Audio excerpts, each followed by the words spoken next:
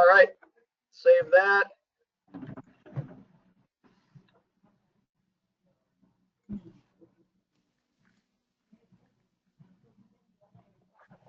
All right, can you guys see my screen?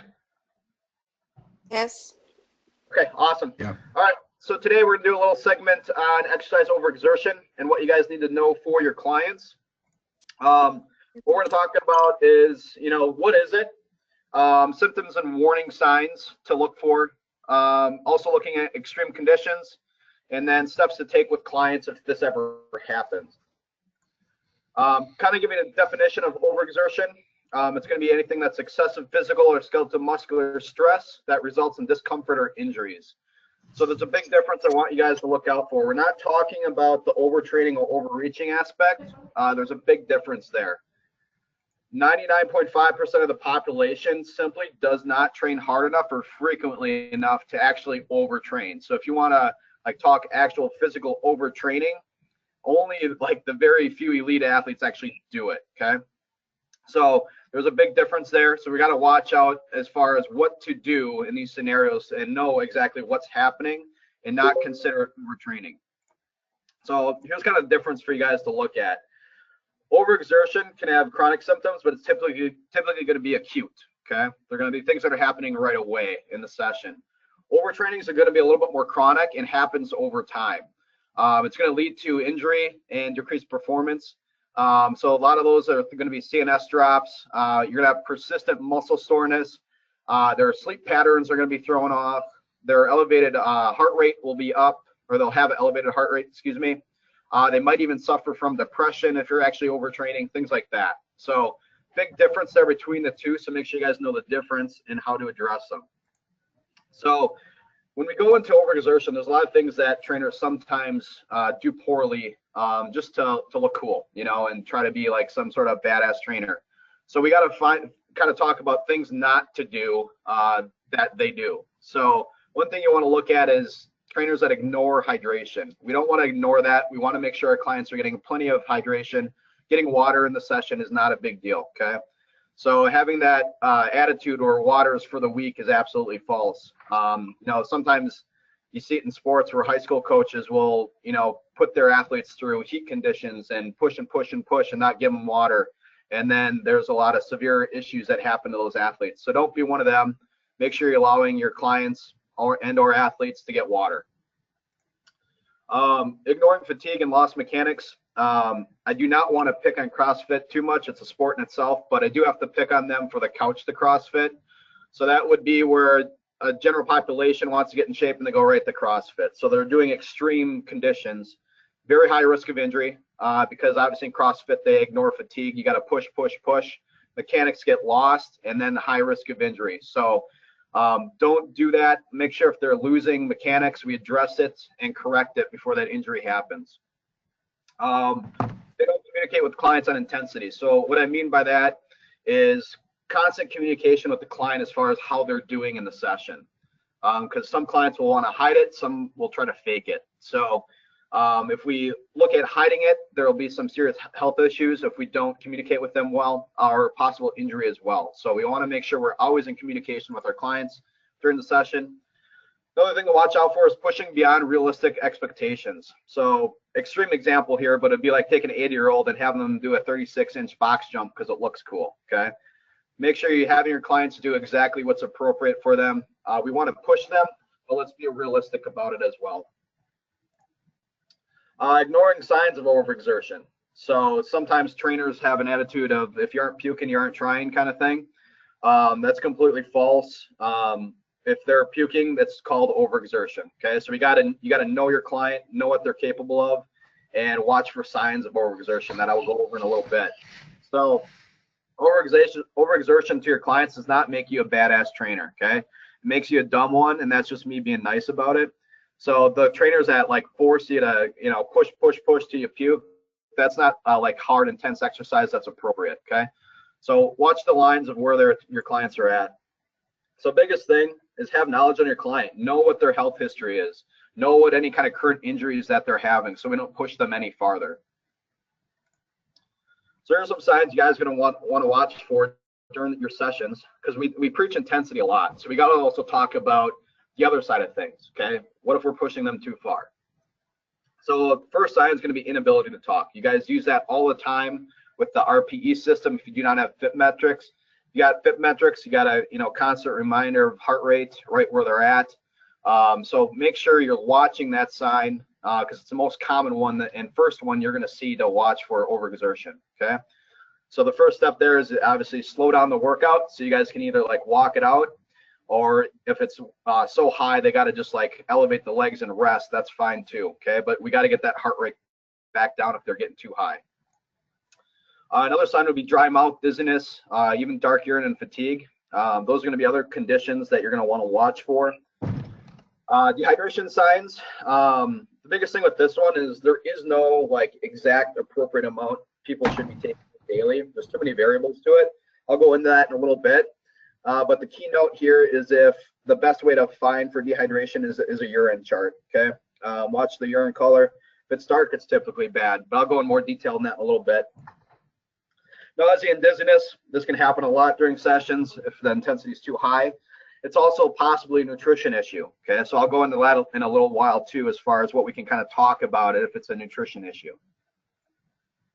So as far as hydration goes, so you're going to see a urine chart here. I like this chart more than any other one, typically because it takes into effect other considerations besides just the hydration. Okay, so bright yellow, what I'm talking about there is if someone's taking a vitamin and it's not a fat soluble, so your fat soluble is going to be your A, E, D, and K. If it's not fat soluble, what's going to happen is that they're going to pee out what their body doesn't use, right? So it's going to turn bright yellow with those vitamins. I've even seen it where vitamins cause like almost like a greenish, it's so bright kind of color. So kind of watch out for that. It does not mean they're dehydrated. It could be because of the supplement they just took. Okay, so watch for that kind of stuff. Other than that, if you're looking outside of that, good hydration is obviously going to be more clear or possibly pale. And then once you start getting some more color, then you're going to want to figure out what's going on. Obviously, a T color is going to be severe hydration. It could even be possible blood in the urine because they're so dehydrated. So watch for that. One thing I want to talk about on hydration too is cramping. A lot of times people think cramping is a direct correlation to dehydration, but it's not necessarily the case at all. Some important studies for you guys to know about is that they would take Ironman athletes because they're typically the athletes that are most susceptible to that condition. So they took multiple groups of Ironman athletes. They had a group where the group was well hydrated. Okay, they overhydrated in a way. They had a group that hydrated, meter accurate, and then they also had a low hydration level. What they found out that the cramping was coming more from overhydration. Okay, so it's actually the opposite of what sometimes people think. So the group that overhydrated, drank a lot of water, actually had the most amount of cramping during the session. And the reason that happened was because they thinned out their potassium and sodium levels so much in the blood. So that's a huge factor to why they were cramping. So it's not always dehydration that causes that. So kind of watch the water intake there because you can overhydrate. So tips on hydration here. During exercise, you're going to want less than 60 minutes. Water is going to be sufficient for their intake. If the session is longer, 60 to 90 minutes, you might want to consider adding a 6 to 8% carbohydrate drink. The 6 to 8% is actually how much carbohydrates are into the fluid. Okay, that's the ratio there. And it also depends on the exercise too. Okay, so if they're at a moderate pace intensity between the 60 and 90 minutes, carbohydrate drink will probably not be necessary. Okay, but if you're doing intensive work or it's a sport or something, then you might want to consider the carbohydrate drink to replenish the fluids. H2O makes about 60% of a person's body weight. Okay, so the most common recommendation you see is 8x8, right, for a person for hydration levels. But in reality, there's no actual guidelines to this because there's so many variables to individuals. So if you're looking up for recommendations, there really isn't any because of these. Everyone's got different sweat rates. You can actually find out what your sweat rate is. There's some tests you guys can do, and your sweat rate will change too. So if you change like elevation, humidity levels, things like that, that'll change your sweat rate. But there's a way to find out what it is. I'm not going to go over that today. Your body mass, so your lean mass, things like that, are going to play an effect of your condition as far as how much water you should have. Heat levels that you're working out in, all that kind of stuff really matters when it comes to that. So that's why there is no recommendation for hydration. But biggest thing is make sure they're getting enough. So if you want at least something to go by, you guys can go by 8x8 if you want.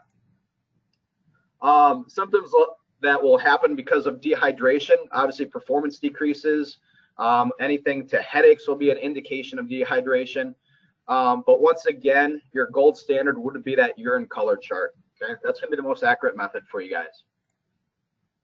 So let's go into some extreme conditions of overexertion, give you some ideas of what happens. There is rhabdo. Okay, this one, once again, I'm not trying to pick on CrossFit, but it is more common in CrossFit because of the extreme conditions they go through. So what happens is it's typically a combination of dehydration and muscle damage. And what's happening is the muscle damage, the tissue is actually getting into the bloodstream. Okay, and that's going to be very hard for the kidneys to take in. So there's a lot of damage that gets done. Okay, signs of this, what you're going to look for is you're going to have abnormal muscle stiffness or aching. You're going to have dark red and tea color urine. Frequency of your urine is going to go down, and most people are typically going to be nauseous and vomiting a lot too. This does not always happen in a CrossFit environment. This has happened in the general population that just push way too far for what their bodies are capable of. Now, once again, this is an extreme condition, so I'm not trying to scare anybody here, but this does happen, so just be aware of it. So if a client does have that dark urine, they need to get to a hospital ASAP because rhabdo can be life-threatening. Okay.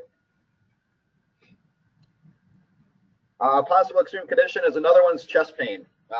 It's going to have symptoms like crushing or tightening of the chest. Now the steps here, it sounds like common sense, right? You're going to immediately call 911, stop exercise immediately. But sometimes when trainers are in the moment, you don't really think like that. You might think like they might have just pulled a muscle, or they're kind of like trying to just get a break, things like that. If your client is experiencing this and they're kind of like they have to stop, they have to sit down and it's so tight, that's a serious sign. So you got to call 911, keep those steps in place and try not to push them anything farther. Have them sit and get that paramedic there right away. Okay. So I know it sounds like common sense, but sometimes we forget what's actually happening when we're in the zone. So things to look for too: stress factor, tendonitis, soreness or aching in the joint. What you're going to want to do with this one, regression might be essential to your client. Okay, so if they're doing something, you might have to regress the movement, or you might even have to stop it completely. Your best bet, if this is happening, have them see a trainer or a possible doctor, physical therapist, I meant, to see what's going on, and then they can give you the proper recommendations of what to do because they're going to have a better idea. Another one is exercise-induced asthma. So this is wheezing or continuous coughing, which doesn't get resolved in a few minutes. So there's a lot of shortness of breath. A lot of times if it's they're short of breath and they can get the breath back, it's not this. But if there's a lot of wheezing and coughing, there might be a consideration to look at this. If this is a condition, if they're exercising in dry, cold weather, they'll need to cover their mouth when they work out. It just means their lungs are more susceptible to this.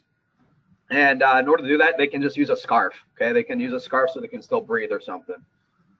If they are in a condition of asthma, they do need to be taking their medicine before. So sometimes your clients might be embarrassed by this. Okay, so in these conditions, they might try not to take their medicine. I've had an athlete in the past that was like embarrassed by it. He didn't want the other guys on the team to see it, and he would kind of hide it. And there's times where he would not take his medication, and during the session he would go into these like sessions where he couldn't breathe at all, and it was coughing like crazy. So if your client is like this, do not, or make sure they're taking it. So don't let them be embarrassed at all. Just let them know it's appropriate, that you gotta take it, and to not be afraid to have that around them. Okay.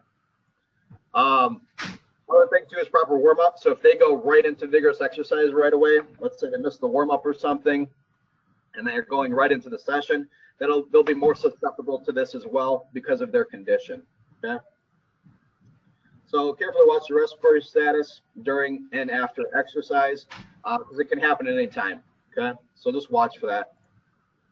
So here's some steps to take at the club if these conditions happen. So if a client becomes pale and nauseous, what do we do? So your first step is we got to lower that heart rate. Second step is they may need to elevate their legs. And the nutrition habits here might be an issue causing this. Okay, so it may be because the training's too high of intensity. Another time could be nutritional habits. So a couple options for this, for nutrition. One is if they had a really high fat intake before the workout, what's going to happen is that's very hard for the system to digest. And odds are they're going to get very nauseous when they start working out because blood is flowing to the abdomen region to try to digest these nutrients. And at the same time, we're pushing blood to the limbs, and that's going to cause an issue. So your body's going to want to push out the food and continue with exercise. So that's where someone can actually get nauseous and puke. The other side is if they had very little or nothing to take or intake. So if they literally ate nothing all day, come and try to work out, odds are they're probably going to get sick too because they have no nutrients, blood sugar is super low, and they're going to start getting pale and nauseous. Okay, so watch for blood sugar levels too. That's going to matter. If a client becomes dizzy, unstable, and passes out, what do we do at the club? First thing you're going to do is make sure the client's responsive. So go over to the client, make sure he's communicating with you, or he and she. Call the paramedics right away in this scenario. We have to make sure they're okay because if they got diabetes or something, it can be more severe condition. So call the paramedics, stay with the client until they arrive. Usually need to elevate the legs in this condition. If they're diabetic and they let you know that, make sure they get a sports drink in them right away. We got to get that blood sugar up before the paramedics get there. And then just stay with the client until the paramedics are there, and then they can take care of the rest. Okay. Another condition, client says they can't breathe. What do you do in that scenario? There's a couple things going on here. One, obviously bring the heart rate back down, but we got to get them calm and breathing because sometimes clients will panic when they start working out. Sometimes they don't know what hard work is and they start panicking. So make sure your clients are breathing in and out of the mouth. Okay. The reason for this is it's basic human physiology. Sometimes you hear our coaches saying, breathe in the nose, out the mouth. Well, if you think about it, you're trying to breathe through a straw instead of like a tunnel, right? So your throat is much bigger than your nose, and your body is smarter than you. It's trying to get oxygen. So there's a reason your body wants to open its mouth and get air through the mouth, okay? So don't try to fight human physiology by breathing through the nose, out the mouth. Breathe in the mouth, out the mouth, so you get the most air and oxygen to the body. Also, you want to open up the diaphragm in this condition. So in order to do that, just put your hands above your head. Make sure they're taking good deep breaths through the mouth and then out the mouth. Okay, so kind of watch their breathing habits when it comes to that. Final important steps, regardless of what happens at the club, you're going to want to fill out an incident report. Okay, your club manager will have the paperwork for you. It does not matter who fills it out. The person who's experienced the most of the situation should be the one filling it out. But we only need one staff member to fill it out. Okay. Once it's filled out, the club manager will keep it on file and take care of the rest for you. Okay. But make sure if any of these things happen, an incident report has to be filled out at the club. A couple things to go over too. Some clients that can cause you issues. Athletes, when it comes to overexertion, okay, they're always going to want to push farther and harder than they should. So they might cause you some issues. Also, previous athletes will cause you some issues. They're used to high levels of training, and then they think they can go right back into it. After some time off, that's not the case. You decondition pretty quickly. So those two are going to give you a hard time. Also, new clients will give you a hard time, right? They're unmotivated. They're not good with new exercise, hard work. So they may cause you some issues too and try to fake the symptoms. So previous athletes will try to go past it, and the unmotivated will try to fake it to get some rest. So let's go over a quick quiz before we finish up here. I know I'm getting short on time. So if you guys want to open up your mics real quick, what is the difference between overexertion and overtraining? Anybody want to answer? Almost anyone can overexert themselves, but only really few people will ever overtrain. Sure, excellent. And then what's going to be the difference between like symptoms of overexertion and overtraining? Overexertion is going to be like puking after like a really hard workout. Overtraining is going to be like can't sleep, can't eat or something like that. Depression. Yeah, awesome. Yep. So overexertion symptoms are typically acute, while overtraining is chronic. Good job. Name 2 signs of overexertion. Somebody that has not answered. Nausea. Great. And then somebody else. Elevated heart rate. Sure. Perfect. So inhibited talk, dark urine, dry mouth, dizziness. Those are some major ones. Name an extreme condition that can caused by exercise overexertion. So we're looking for some extreme conditions here.